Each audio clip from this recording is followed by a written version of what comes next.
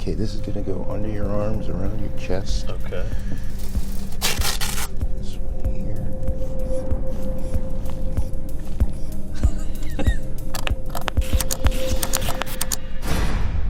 Is your stage name Kal Penn? Yes, it is. And you're known as Kumar from Harold and Kumar? Among many other things. Are you sick of being asked if you're high right now? No. Are you high right now? No. Is that true, Barry? That's true. Damn, I should have shown up high. Let's start by talking about your life. You were born in New Jersey, is that right? Correct. But you went to college in California. I did. Are you trying to distance yourself from your family? No. UCLA was the best school I got into. That happened to be very far away. So did you miss your family while you were in California? I did. I missed the whole East Coast, obviously including the parents and the family. And you graduated from UCLA in 2000? Correct. Were you at all concerned for Y2K? That's a good question. I think we were all concerned. That's an interesting one because you laugh about it now. At least I laugh about it now. Yeah, I think we were concerned. I'm not a big, fear guy, so I don't think I was terrified, but I think the question was concerned, yes. I think we're concerned. Did you buy any emergency rations? I don't think so. My recollection is that we had a flashlight and, a bottle of water, just in case. Which is a pretty weak just in case. It's hard to remember because I'm usually so high. Do you remember where you were the night of New Year's Eve, 1999? Oh, God. I gotta answer this honestly. Yes, I do. You do anything reckless that night? I went to a New Year's Eve party at Hunka Bunka in Sayreville. What's that? If you grew up here and listened to Top 40 radio in the tri-state area, you know what that is. Did you play saxophone in your middle school band? Yeah. Were you any good? What a subjective question. I like that. I was fantastic. By 13-year-old standards? No, I was fine. I wasn't in the honors band. Do you still play? I don't. I still have the saxophone, but I have not played it in years. Is it true that your mother was a fragrance evaluator? Yes. So do you always smell this good? I would like to think that she was able to bring samples of cologne home from work often enough that I definitely was like the weird 15-year-old who sometimes had cologne on in high school. What about now? I do have cologne on now. Expensive cologne? It's not expensive cologne. I have Abercrombie & Fitch cologne on right now.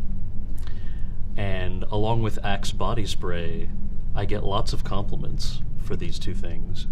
And when I bragged to some friends about getting compliments from strangers about how good I smell, they were very quick to point out that that's probably because I reminded them of old sexual partners. But I'm still rocking those two, and I still get compliments.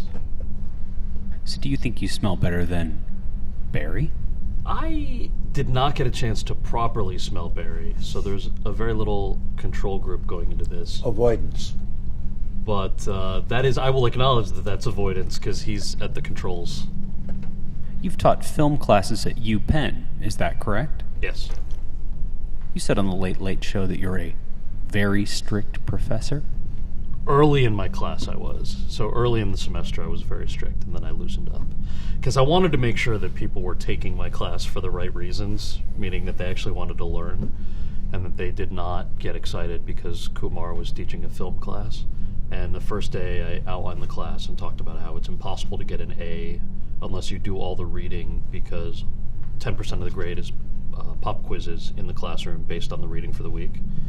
And so I think it was 40 people dropped the class immediately. Do you think you could have passed your own pop quizzes? I could have passed the pop quizzes. I could not have gotten an A in my own class. Did anyone get an A? Yeah, a lot of people did. And then I failed 2 students. They tried to pass off other people's papers on their own. That was a whole plagiarism thing.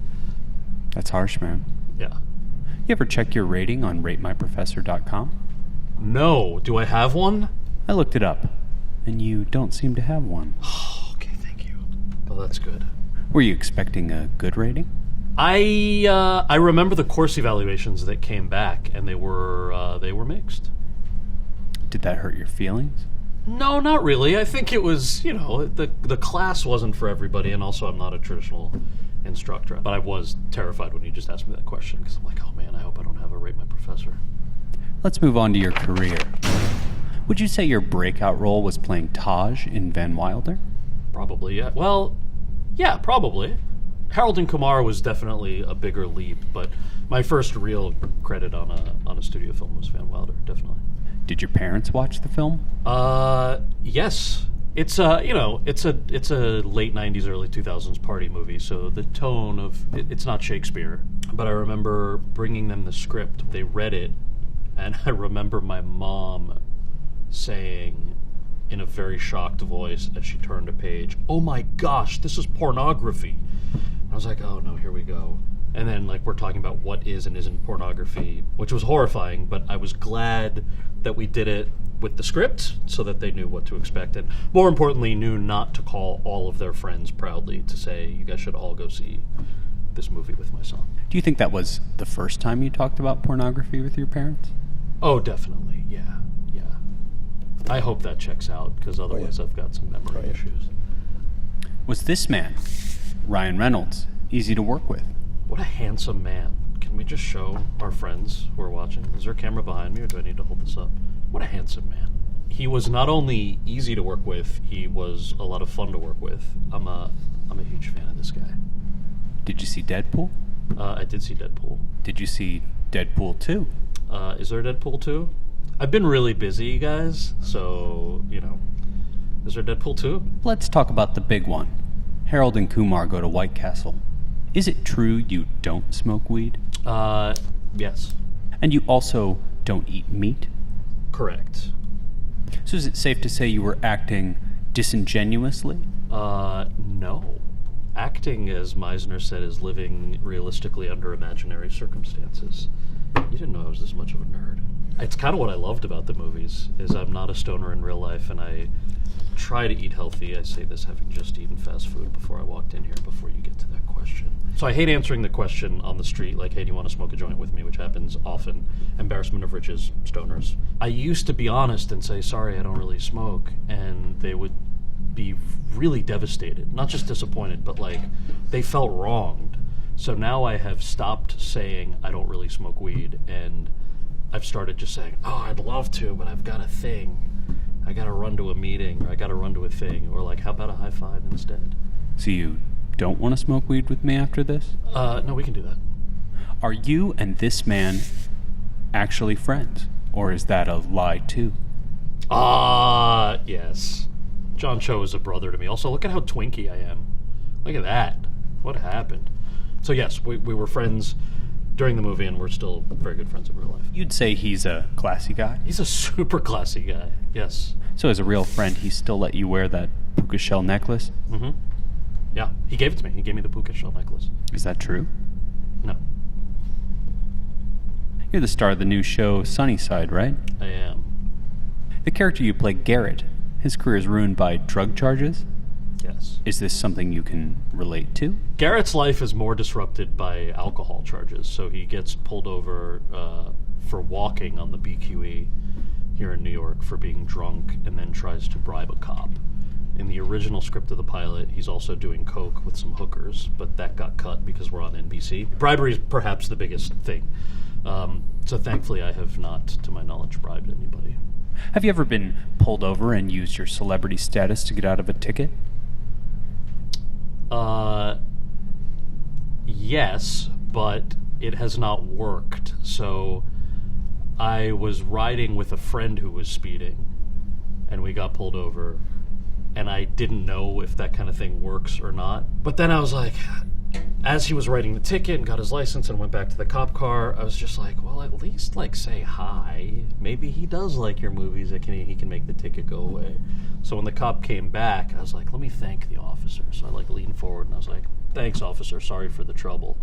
And the cop was like, oh my gosh, I didn't know you were in the car. You should have said something earlier. I already put the ticket in the system. Too bad. Why don't we move on to pop culture. Is it true that your first agent was Barbara Cameron, the mother of these two child stars? Yes! My first agent was Barbara Cameron, mother of these awesome child stars. Did you get to meet them? I did separately years later. So I met Candace Cameron in Barbara Cameron's office once when I was first starting out. And I met Kirk Cameron a couple of years ago on like some talk show that he was doing a different segment of. Did you ever meet anyone else from the cast of Full House? I don't think I've met anyone else from Full House. John Stamos would be cool to meet. Lori Loughlin is in jail, I hope. The others are around but haven't had the privilege. Yeah, one day. You've taught both film and politics courses at reputable universities, right? I have. So do you consider yourself a film buff? I consider myself a film buff. That doesn't mean I am one. I have huge holes in things that I've seen, and then I've watched like obscure random things that people don't think I watch. So in your scholarly opinion, would you say Once Upon a Time was Tarantino's best movie? No. So according to Reddit, you met a couple backpacking in the Himalayas and invited them to join you in LA. Partially true. The general sense of the story is true. I was shooting a movie in the Himalayas a couple of years ago, and there was a couple that literally lives around the world, and we all became friends. And I said, "Come visit me." Not just in LA. I think it was Toronto that they visited me. So they followed up. Yeah, they followed up. We're still in touch. You ever seen the movie Taken? Is that Liam Neeson? Oh yeah. Yeah, a long time ago. Aren't there multiple Takens? Yep. Okay, yeah, I think I've seen Taken. In retrospect, was it wise to trust these strangers? Okay, did it worry me that I would get kidnapped? I felt like there was enough of a vetting because we were in the Himalayas for almost 6 weeks. I felt like my ability to vet them for creep factor was pretty strong. So it didn't cross my mind that they might kidnap me, but it does cross my mind generally that somebody might. Sometimes I worry about that too. Yeah. Like here, for example. Yeah. I don't know any of you. Yeah, that's right. At any point during this interview, did you lie and we didn't catch you? No. Barry? That's right. I wanted to kind of lie just to see if it would pick it up, but... This is quite serious. No, I know. That's why I'm not trying to make a joke out of it.